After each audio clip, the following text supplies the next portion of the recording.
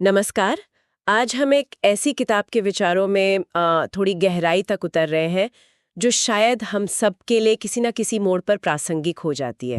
Chris Levitt की rebuild yourself. हाँ, हमारे पास इस किताब का एक हिंदी सारांश है और हमारी कोशिश रहेगी कि इसके जरिए हम समझें कि कैसे एक सरल, ज्यादा केंद्रित और शायद ज्यादा मजबूत जिंदगी जी जा सकती है। बिल्कुल, ये चर्चा उसी रास्ते को समझने की है जो लेविट सुझाते हैं, मतलब अपनी जिंदगी को जो शायद थोड़ी बिखरी हुई या बोझिल लगने लगी हो, हाँ, अक्सर लगती है। उसे कैसे फिर से संवारा जाए, कैसे वो जो फालतू चीजें हैं, चाहे वो सामान हो या सोच, उनसे कैसे मुक्ति पाई जाए और एक हल्की, ज्यादा मायने रखने वाली जिंदगी की तरफ कैसे बढ़ा जाए। हम स्रोत में दिए गए जो मुख्य सिद्धांत हैं उन्हीं पर केंद्रित रहेंगे। और शुरुआत शायद उस एहसास से करनी चाहिए जिसका जिक्र स्रोत के शुरू में ही है, कि जिंदगी में ऐसे पल आते हैं जब हम खुद को खोया हुआ सा, दिशाहीन महसूस करते हैं। हाँ, बिल्कुल। ऐसा लगता है जैसे हम चीजों, जिम्मेदारियों और उम्मीदों के ढेर के नीचे दब गए हैं और जो हम सच में करना चाहते थे वो कहीं बहुत पीछे छूट गया है। ये बहुत आम अनुभव है ना? हाँ, बहुत ही आम। और स्रोत इशारा करता है कि ये सिर्फ एक एहसास नहीं है, बल्कि अक्सर एक हकीकत होती है। हम अनजाने में ही इतनी सारी चीजें, इतनी सारी प्रतिबद्धताएं जमा कर लेते हैं कि हमारी अपनी आवाज, हाँ। हमारी अपनी इच्छाएं कहीं दब सी जाती हैं। खुद को खोया हुआ महसूस करना इसी बोझ का एक तरह से नतीजा है। लेकिन ऐसा होता क्यों है? मतलब लोग क्यों इस स्थिति में पहुंच जाते हैं? क्या स्रोत इसके कुछ कारण बताता है? देखिए, स्रोत कुछ मुख्य वजहों की तरफ इशारा करता है। एक बड़ा कारण है सामाजिक दबाव, मतलब हमेशा और ज्यादा की दौड़ में शामिल रहने का प्रेशर। हाँ, ये तो है। ज्यादा सफलता, ज्यादा पैसा, ज्यादा चीजें। इसी से जुड़ा है भौतिकवाद, यानी चीजों को इकट्ठा करने और उन्हें ही खुशी या स्टेटस का पैमाना मानने की जो प्रवृत्ति है। अच्छा। तो जब बाहरी चीजों पर इतना जोर हो तो जाहिर है अंदरूनी स्पष्टता खो जाती है। और यही तीसरा कारण है जीवन में अपनी प्राथमिकताओं को लेकर स्पष्टता की कमी। जब हमें यही नहीं पता कि हमारे लिए वाकई क्या जरूरी है, तो हम हर दिशा में भागते हैं, है ना? हर चमकती चीज के पीछे लपकते हैं और अंत में खुद को थका हुआ और भटका हुआ पाते हैं। बिल्कुल। तो अगर समस्या ये बोझ और स्पष्टता की कमी है, तो समाधान कहाँ से शुरू होता है? ठीक है, चलिए इसे खोलते हैं। स्रोत का पहला सिद्धांत इसी बोझ को हटाने पर केंद्रित है। सामान कम, आजादी ज्यादा। ये सुनने में सिर्फ घर की सफाई से कुछ ज्यादा लगता है। हाँ, ये बहुत गहरा सिद्धांत है असल में।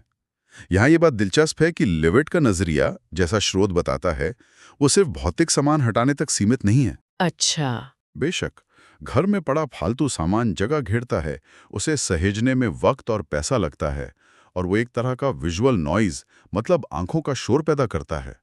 लेकिन स्रोत इस बात पर जोर देता है कि शायद इससे भी ज्यादा वजनदार होती है मानसिक अव्यवस्था। मानसिक अव्यवस्था यानी क्या मतलब है इसका? यानी हमारे दिमाग में भरा कबाड़, पुरानी शिकायतें, अधूरे काम, भविष्य की बेवजह चिंताएं, दूसरों से अपनी तुलना, हम्म। सोशल मीडिया की वो अंतहीन स्क्रॉलिंग से पैदा हुई अधूरी इच्छाएं, ये सब हमारी मानसिक ऊर्जा सोख लेता है। हाँ, सही बात है।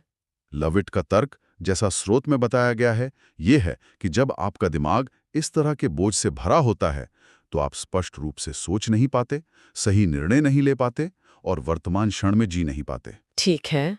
इसलिए भौतिक सामान कम करना तो पहला कदम है, लेकिन असली आज़ादी तब महसूस होती है जब आप इस मानसिक कबाड़ को भी साफ करना शुरू करते हैं। ये सिर्फ जगह खाली करना नहीं है, बल्कि अपने दिमाग में स्पष्टता और शांति के लिए जगह बनाना है। ये बहुत महत्वपूर्ण बात है। मानसिक शांति की तलाश तो शायद सभी को होती है और शायद इसी से जुड़ा है स्रोत का अगला विचार, पैसों के इस्तेमाल को लेकर। हाँ। किताब कहती है कि चीजें खरीदने के बजाय अनुभवों पर पैसा खर्च करना ज्यादा बेहतर है। हाँ, और ये विचार आजकल काफी सुनने को मिलता है, लेकिन स्रोत इसे लविट्स के रीबिल्ड योरसेल्फ फ्रेमवर्क में फिट करता है। बात सिर्फ ये नहीं है कि अनुभव अच्छे होते हैं। अच्छा। बात यह है कि भौतिक चीजों से मिलने वाली खुशी की एक उम्र होती है, वो अक्सर घटती जाती है। मतलब नया फोन कुछ महीनों में सामान्य लगने लगता है ना? हाँ, बिल्कुल। नई गाड़ी रोजमर्रा का हिस्सा बन जाती है, लेकिन अनुभव वो समय के साथ हमारे व्यक्तित्व का हिस्सा बन जाते हैं। कैसे? क्या स्रोत इस पर कुछ और कहता है? कि वो कैसे हिस्सा बनते हैं। स्रोत इशारा करता है कि अनुभव हमें समृद्ध करते हैं। कोई यात्रा हमें नए दृष्टिकोण देती है, कोई नया हुनर सीखना हमारा आत्मविश्वास बढ़ाता है। किसी प्रियजन के साथ बिताया यादगार पल हमारे रिश्तों को गहरा करता है। ये चीजें हमसे कोई छीन नहीं सकता और इनकी चमक वक्त के साथ फीकी नहीं पड़ती, बल्कि अक्सर यादों में और निखर जाती है। सही है। लोवेट के नजरिए से जब आप अनुभवों में निवेश करते हैं तो आप असल में अपने स्वयं में निवेश कर रहे होते हैं, अपने व्यक्तिगत विकास में। ये रीबिल्ड प्रक्रिया का एक हिस्सा है, अपने जीवन को यादगार और सार्थक क्षणों से भरना, न कि सिर्फ चीजों से। ये सुनने में तो बहुत आकर्षक लगता है, लेकिन क्या ये हमेशा व्यवहारिक है? मतलब खासकर जब लोगों के पास सीमित साधन हो, क्या स्रोत इस पर कोई रोशनी डालता है कि अनुभवों को प्राथमिकता कैसे दी जाए बिना बजट बिगाड़े? देखिए, स्रोत सीधे तौर पर कोई बजट बनाने की सलाह नहीं देता, लेकिन लोवेट के दर्शन का सार व्यवहारिकता पर भी है। अनुभवों का मतलब हमेशा महंगी विदेश यात्राएं या एडवेंचर स्पोर्ट्स ही नहीं होता। हाँ, ये जरूरी नहीं। अनुभव का मतलब हो सकता है अपने शहर के किसी अनदेखे कोने को खोजना, कोई ऑनलाइन कोर्स करके नया हुनर सीखना, अच्छा। दोस्तों के साथ घर पर ही कोई यादगार शाम बिताना या प्रकृति में वक्त बिताना। लोवेट की बात का मर्म शायद ये है कि हम अपनी खर्च करने की आदतों को लेकर सचेत हो, जागरूक हो। हाँ, क्या हम सिर्फ आदत या सामाजिक दबाव में चीजें खरीद रहे हैं, या फिर सोच समझकर उन चीजों पर खर्च कर रहे हैं जो वास्तव में हमारे जीवन को बेहतर बनाती हैं, चाहे वो कोई वस्तु हो या अनुभव।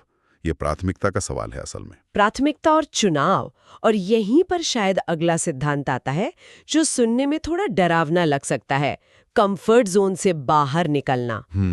यहाँ ये वाकई दिलचस्प हो जाता है।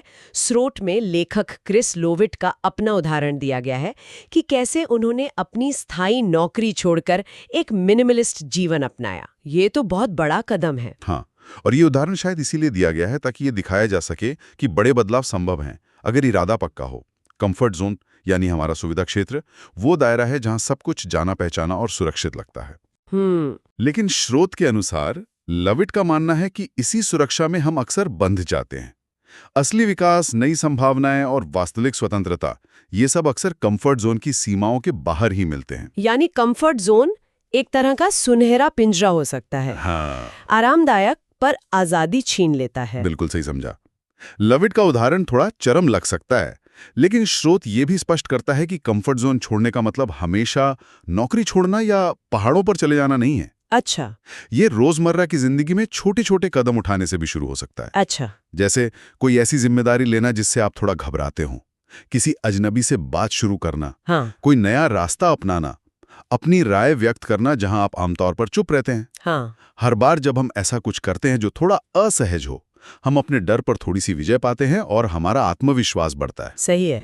अगर हम इसे बड़ी तस्वीर से जोड़ें तो लवेट के अनुसार ये क्षमता विकसित करना, जानबूझकर थोड़ी सी असुविधा चुनना ही हमें जीवन की अनिश्चितताओं का सामना करने और अपनी शर्तों पर जीने के लिए तैयार करता है। तो ये सब मतलब अव्यवस्था कम करना, अनुभवों को महत्व देना, कंफर्ट जोन से बाहर निकलना, ये सब मिलकर किताब के उस मूल संदेश की ओर ले जाते हैं जिसे लेखक कहता है simple life equal strong life. सरल जीवन ही शक्तिशाली जीवन है। ये सुनने में थोड़ा विरोधाभासी लग सकता है। आमतौर पर शक्ति को जटिलता या प्रचुरता से जोड़ा जाता है। हाँ, ये एक महत्वपूर्ण बिंदु है जिस पर स्रोत प्रकाश डालता है। लवेट का सरल से मतलब अभावग्रस्त या कमजोर जीवन नहीं है, बिल्कुल नहीं। अच्छा। बल्कि उनका तर्क है कि सरलता से शक्ति आती है क्योंकि ये फोकस लाती है। फोकस। हाँ, जब आप अपनी जिंदगी से गैर जरूरी चीजें, गैर जरूरी काम, गैर जरूरी चिंताएं और यहां तक कि ऊर्जा चूसने वाले रिश्ते हटा देते हैं, तो आपकी सीमित ऊर्जा और ध्यान उन चीजों पर केंद्रित होता है जो वास्तव में मायने रखती हैं। तो ये एक तरह से लेजर फोकस जैसा है। बिखराव कम, असर ज्यादा। बिल्कुल। सोचिए, जब आपके पास 100 काम करने को हों तो आप शायद किसी में भी अपना सर्वश्रेष्ठ नहीं दे पाएंगे। हाँ। लेकिन अगर आप अपनी प्राथमिकताएं तय करके सिर्फ 5 जरूरी कामों पर ध्यान केंद्रित करें तो आपकी ऊर्जा और प्रभावशीलता कई गुना बढ़ जाएगी। सही है। स्रोत कहता है कि यही सिद्धांत जीवन के हर पहलू पर लागू होता है। एक सरल जीवन आपको स्पष्टता देता है कि आपके लक्ष्य क्या हैं, आपके मूल्य क्या हैं और आप अपना समय और ऊर्जा कहाँ लगाना चाहते हैं।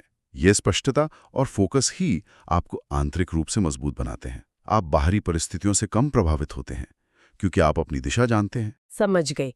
तो इसका मतलब क्या है? अगर कोई इस बातचीत को सुन रहा है और सोच रहा है कि हाँ, मुझे भी अपनी जिंदगी को रीबिल्ड करना है, तो व्यवहारिक कदम क्या होंगे?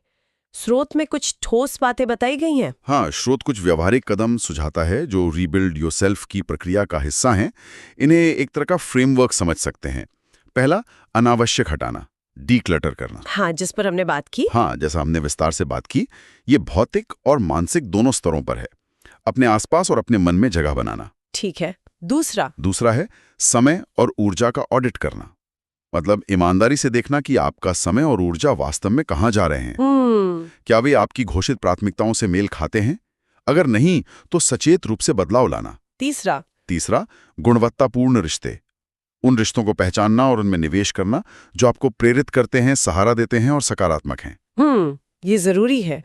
और उन रिश्तों से स्वस्थ दूरी बनाना सीखना जो लगातार आपकी ऊर्जा छीनते हैं या आपको नीचे खींचते हैं। और चौथा और शायद सबसे मुश्किल लेकिन सबसे जरूरी कदम, असली सपनों की ओर बढ़ना। असली सपने। हाँ, पहले तो ये पहचानना कि आप सच में क्या चाहते हैं, समाज या दूसरों की उम्मीदों से परे। और फिर चाहे कितना भी छोटा क्यों ना हो, उस दिशा में लगातार कदम उठाना। तो ये लिस्ट देखकर लगता है कि ये कोई वीकेंड प्रोजेक्ट नहीं है जिसे एक बार करके खत्म कर दिया। ये तो जीवन जीने का एक तरीका बदलने जैसा है। आपने बिल्कुल सही पकड़ा। और इससे एक महत्वपूर्ण सवाल उठता है, पुनर्निर्माण का असली मतलब क्या है? स्रोत स्पष्ट करता है कि ये सिर्फ अतीत की गलतियों या बोझ को ठीक करना नहीं है। अच्छा। ये उससे कहीं ज्यादा है। ये वर्तमान में अपने जीवन का नियंत्रण अपने हाथ में लेना है और भविष्य को सचेत रूप से डिजाइन करना है। लवर्ड का विचार जैसा स्रोत बताता है, ये है कि हर दिन अपने आप को नया बनाने का मौका है। यह एक मानसिकता अपनाने के बारे में है, लगातार सीखने की, विकसित होने की और ये सुनिश्चित करने की कि आप जो जीवन जी रहे हैं वो वाकई आपका है, आपकी शर्तों पर। तो कुल मिलाकर क्रिस लवेट की किताब रीबिल्ड योरसेल्फ का सार, जैसा हमने इस सारांश के जरिए समझा, ये है कि सच्ची दौलत या कामयाबी बाहरी तामझाम या ढेर सारी चीजों में नहीं है, बिल्कुल, बल्कि एक आंतरिक स्पष्टता, हल्केपन और उद्देश्यपूर्ण जीवन में है। सही कहा। असली शक्ति और स्वतंत्रता तब आती है जब हम बाहरी दबावों और आंतरिक अव्यवस्था से खुद को मुक्त करते हैं। जब हम गैर जरूरी चीजों, चाहे वो भौतिक हों, मानसिक हों, भावनात्मक हों या हमारी ऊर्जा का दुरुपयोग करने वाली आदतें हों, उनसे छुटकारा पाते हैं, तभी हम अपने वास्तविक स्वरूप और अपने असली सपनों के ज्यादा करीब आ पाते हैं। ये आत्मखोज और एक सार्थक, मजबूत जीवन जीने की कुंजी है, जैसा कि लवेट अपने काम में बताते हैं। यह एक सतत यात्रा है, कोई मंजिल नहीं। वाकई, ये एक शक्तिशाली विचार है। जीवन को सरल बनाना सिर्फ चीजें कम करना नहीं, बल्कि फोकस बढ़ाना है। बोझ कम करना सिर्फ राहत नहीं, बल्कि आजादी पाना है। और जो जरूरी है, उस पर ध्यान केंद्रित करना ही शायद सबसे मजबूत जीवन जीने का तरीका है। और ये याद रखना महत्वपूर्ण है कि यह प्रक्रिया हर किसी के लिए अनोखी होगी। लवेट एक रास्ता दिखाते हैं, लेकिन हर किसी को अपना रास्ता खुद तय करना होता है कि उनके लिए सरल, जरूरी और मजबूत का क्या मतलब है। बहुत खूब। तो चलिए आज की इस गहरी बातचीत को यहीं समाप्त करते हैं। क्रिस लवेट की रीबिल्ड योरसेल्फ के विचारों से यह स्पष्ट है कि जीवन में सचेत चुनाव करके, अनावश्यक बोझ हटाकर और जो वास्तव में मायने रखता है उस पर ध्यान केंद्रित करके हम सभी एक अधिक सार्थक और शक्तिशाली जीवन की ओर बढ़ सकते हैं, जिस पे वो सोच सकते हैं। स्रोत असली सपनों की बात करता है, लेकिन अगर किसी को ये स्पष्ट ही ना हो कि उसके असली सपने क्या हैं, हाँ, ये एक बड़ा सवाल है। इतने सारे बाहरी शोर और उम्मीदों के बीच, तो फिर ये पुनर्निर्माण की प्रक्रिया कहाँ से शुरू की जाए? और व्यक्तिगत स्तर पर अनावश्यक क्या है, इसे कैसे परिभाषित किया जाए जब हमारा समाज हमें लगातार और ज्यादा की तरफ धकेलता रहता है? इन सवालों के जवाब शायद खुद की खोज की शुरुआत हो सकते हैं।